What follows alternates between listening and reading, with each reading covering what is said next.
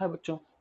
तो हम लोग आगे चलते हैं और भी कई सारे क्वेश्चन करते हैं और देखते हैं क्या हो सकता है। ठीक है, तो स्टार्ट करें बच्चों, करें स्टार्ट पक्का।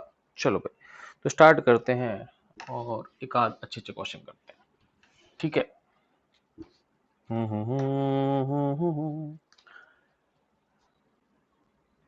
एक क्वेश्चन करते हैं, बड़ा नॉर्मल सा क्वेश्चन है। कई लोग वैसे इसको काइनेमेटिक्स से पूछ लेते हैं, लेकिन पूछना गलत है। कि ये एक वर्टिकल लाइन है, ठीक है, ये एक थीटा एंगल पे एक कोई रस्सी है, रोप है ना, और ये फ्रिक्शनलेस है। ठीक है, अब क्वेश्चन ये है कि prove that if a Beed slips on the frictionless cord, ये भी कॉर्ड है, धागा है, जो भी है ना, जिससे कॉर्ड बना दी, इस पे एक बीड को फिसला दिया, एक कोई मोती फिसला दिया, then time to travel along length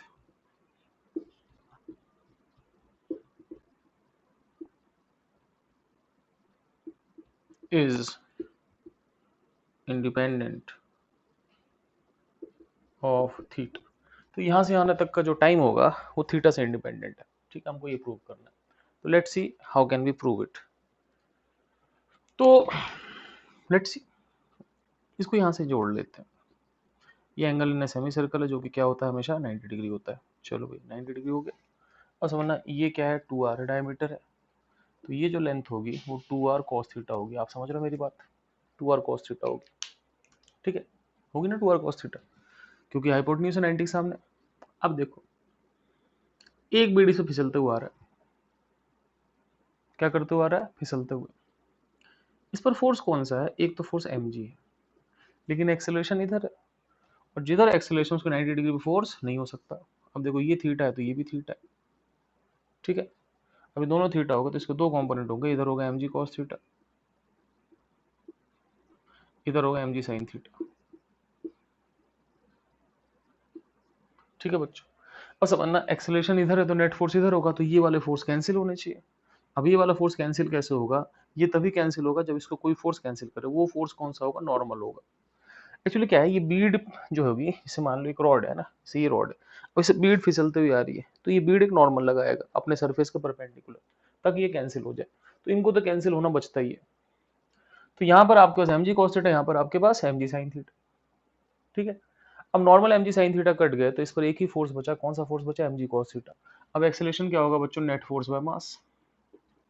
अब नेट फोर्स कितना हो गया, mg cos theta divide by mass कितना होगा, g cos थीटा।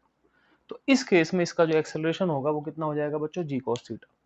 अब हम लोग क्या करते हैं, s बराबर ut plus half A T square लगाए थे। ऐसा क्यों लगाया, ऐसा इसलिए लगाया क्योंकि इसकी एक्सेलरेशन कांस्टेंट है। क्यों, क्योंकि इसकी एक्सेलरेशन g cos थीटा जो कि कांस्टेंट। अब यहां से यहां तक आने में उसका डिस्प्लेसमेंट हो जाएगा 2r, इनिशियल वेलोसिटी 0 है, हाफ एक्सेलरेशन कितना है बच्चों, एक्सेलरेशन है g cos theta into T square. क्या गलती करी, ये इसका जो डिस्प्लेसमेंट है वो 2r cos थीटा होगा, तो इसको लिख देते हैं 2r cos theta. cos theta cut गया, t कितना हो गया, अंडर रूट 4r बाई जी, या 2 अंडर रूट r बाई जी। अब सोचने की बात यह है कि इसमें cos थीटा कट जाता है, मतलब थीटा कुछ भी मैटर नहीं करता। तो आप किसी भी एंगल पे इस कॉर्ड को ले लो, इसका नीचे आने का टाइम क्या होगा, सेम होगा। ठीक है, सिंपल है, बहुत ही सिंपल है सर। आपने जो बताया बहुत ही सिंपल है। चलो भैया, बहुत ही सिंपल हो या नहीं हो, देख लो। मिटा दो बच्चों, मिटा रहा हूं। और एक सवाल करते हैं। हम्म, सूरज की धरनी ने जलते हुए तन को मिल जाए तरवर की छाया। अच्छा भैया, अब क्या करते हैं, देखो दूसरा क्वेश्चन। दूसरा क्वेश्चन ये है, एक कार है, वो कांस्टेंट एक्सेलरेशन से चल रही है, और अगर एक्सेलरेशन उसमें होगी और उसका एक मास है जो एक कांस्टेंट एंगल पे पीछे हुआ पड़ा, हमें बताना वो एंगल कितना होगा। ठीक है, तुम बोलोगे सर वो पीछे क्यों होगा, तो पीछे क्यों होगा, लेट्स सी क्यों होगा पीछे, सोच के देखो। जैसे कि मान लो एक कार है ना, मान लो आप किसी को एकदम से ऐसे आगे बढ़ाओगे ना तो वो धागा पीछे चले ही जाएगा। तो ऐसे ही कुछ होगा कि ये धागा पीछे चले जाएगा। तो अगर आपने कोई एक्सेलेरेशन दे दी तो उसको पीछे होना है, ठीक है, वैसे पीछे की तरफ। अब मुझे बताना है एंगल कितना होगा, लेट्स सी। अब देखो फोर्सेस बनाओ, टेंशन एमजी, दो ही फोर्स। एक्सेलेरेशन किधर की तरफ होगी भाई, कार के साथ ही चलेगा ना। वैसे मान लो ये है, अब जिधर मैं जा रहा हूँ उधर ये जा रहा है। तो मान लो मैं चल रहा हूँ ना, तो कार के साथ साथ ये भी आगे की तरफ जा रहा है। अब अगर एक्सेलेरेशन इधर है तो इसके परपेंडिकुलर फोर्स क्या होगा, जीरो। अब ये थीटा है तो यह भी क्या होगा, थीटा होगा। ये कोरोना वाली खांसी नहीं है, टेंशन ना ली। और वैसे भी मोबाइल से ऐसे खांसी हो जाए, यूट्यूब से तो भाई सबको ही हो जाए। तो इधर हो गया टी कॉस थीटा, इधर क्या हो गया टी साइन थीटा। अब समझने की बात क्या है, सिंपल सी बात है कि फोर्स परपेंडिकुलर टू एक्सेलेरेशन कितना होगा, जीरो। अब एक्सेलेरेशन का परपेंडिकुलर फोर्स क्या है, टी कॉस थीटा और एम जी। तो टी कॉस थीटा किसके बराबर हो गया, एम जी के बराबर। अब नेट फोर्स बराबर एम ए।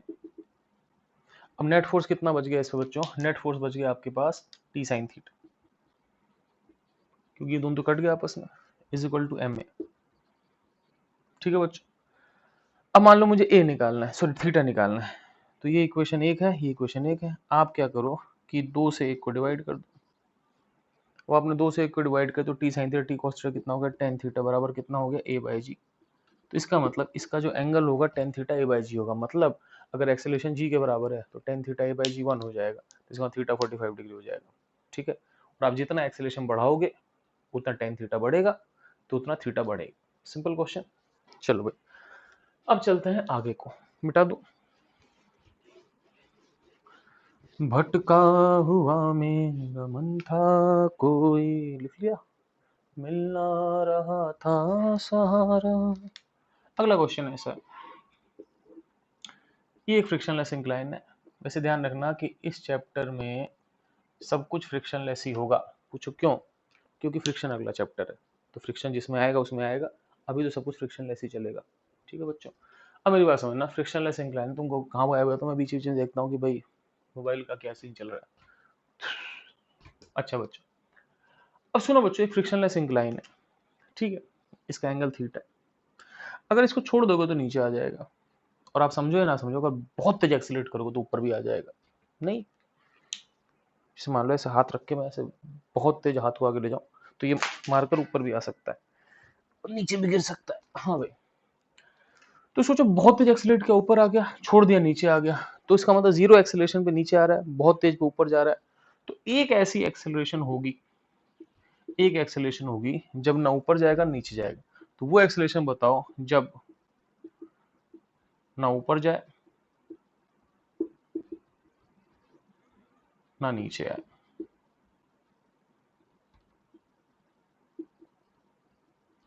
ठीक है, अपने को बताना है कि कौन सी एक्सेलरेशन होगी ना ऊपर जाए ना नीचे आए। ठीक है, अब क्या करते हैं कि एक एक्सेलरेशन है जब ना ऊपर जाए या नीचे आए, इसका मतलब उस एक्सेलरेशन पे वो जो होगा, ओ माय गॉड, सॉरी, उस एक्सेलरेशन पे क्या होगा, वो इंक्लाइन के साथ साथ चलेगा, मतलब इसी जगह टिका रहेगा। तो इसके साथ साथ साथ साथ साथ साथ चलता रहेगा। समझ रहे मेरी बात, मतलब अगर यहाँ है तो ये यहीं रहेगा, तो उसके साथ साथ चलते रहेगा। ठीक है, तो ऐसा होने के लिए इसका एक्सेलरेशन कहाँ होगा, इसका एक्सेलरेशन ऐसा होने के लिए इधर होगा।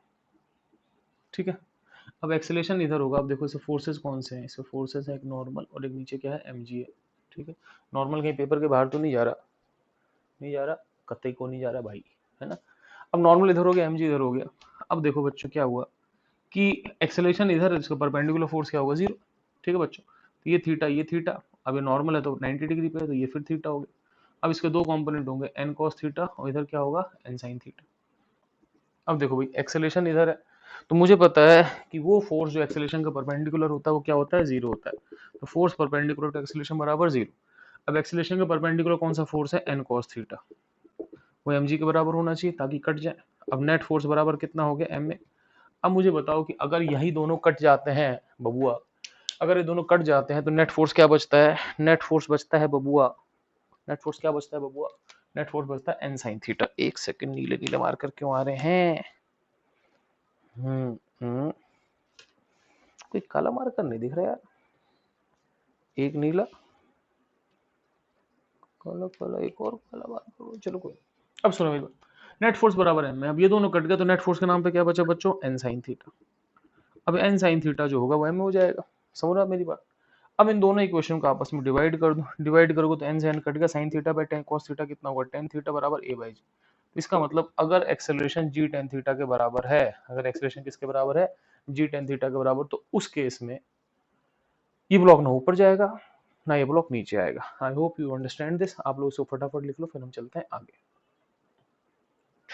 जादू देखो सब गायब हो गया है ना।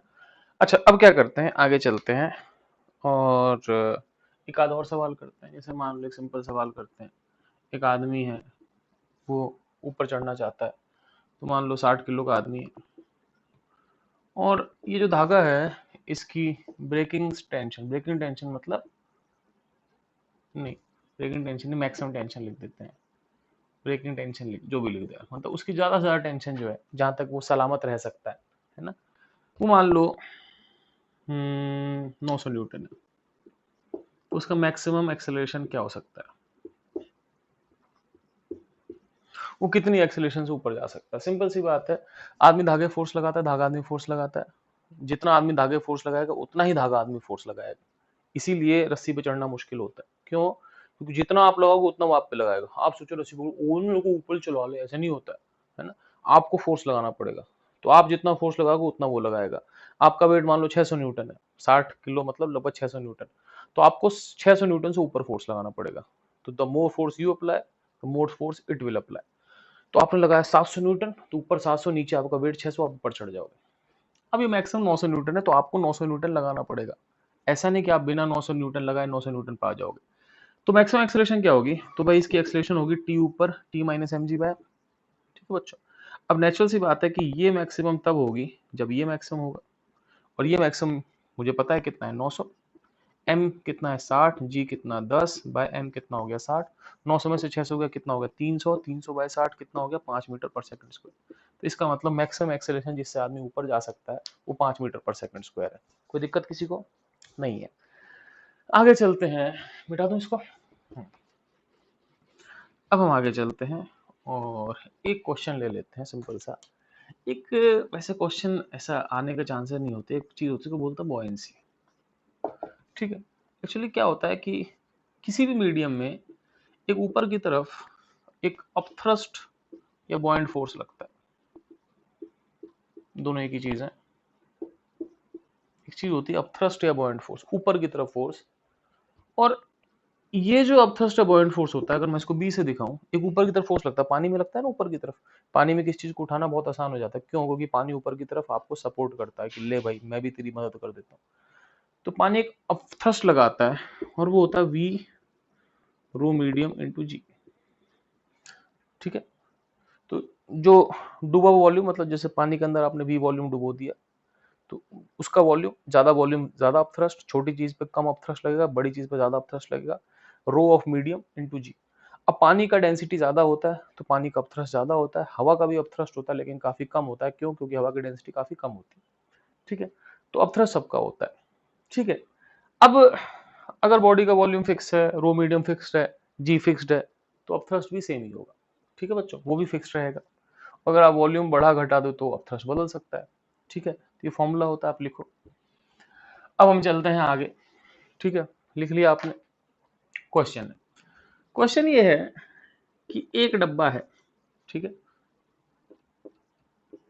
ठीक, और वो डब्बा पानी के अंदर नीचे आ रहा है ए एक्सेलरेशन से, ठीक है ना, सही है? तो डब्बा है पानी के अंदर ए एक्सेलरेशन से नीचे आ रहा है, ठीक है, सही। तो डब्बा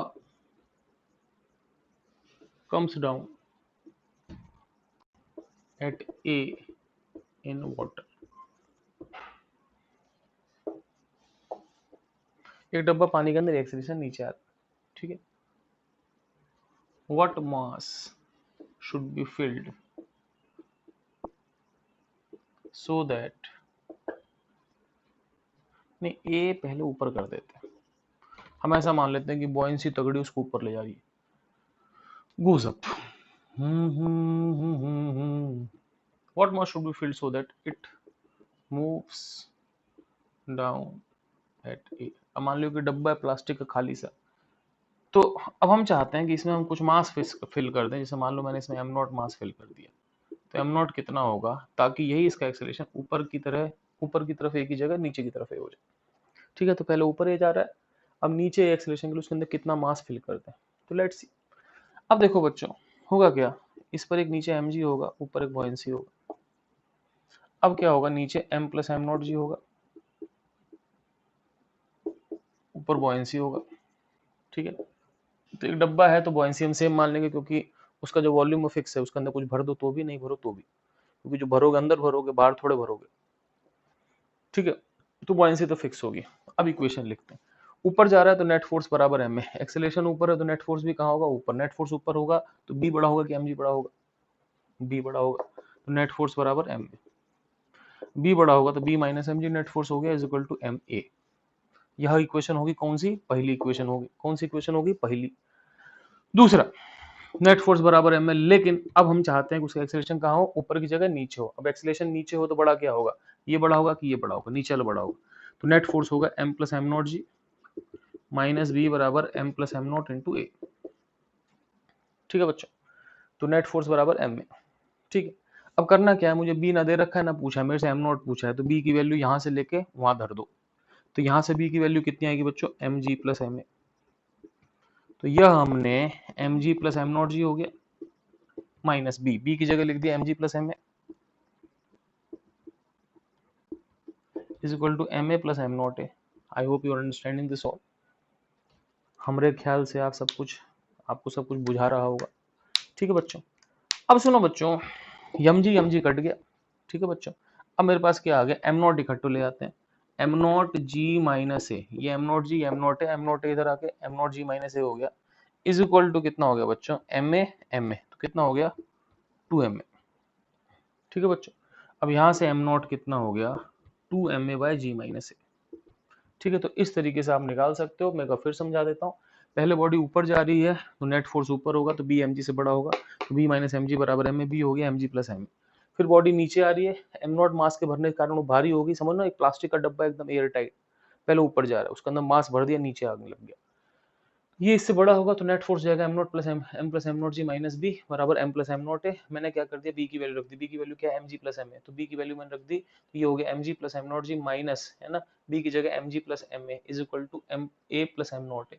अब इसको ब्रैकेट खोला तो M G plus M not G minus M G plus M A is equal to whatever M G cut गया, एम नॉट जी, है ना, M not G minus M not A is equal to M A plus M A, 2 ma हो गया आपके पास। अब am not आपके पास हो गया 2 ma बाई जी माइनस ए। ठीक है बच्चों, काम खत्म। तो बस मैं एक ही पॉइंट से सवाल करा रहा हूँ, कोई और आया तो आप दिमाग लगा लो। ओके बच्चों, बाय, टेक केयर।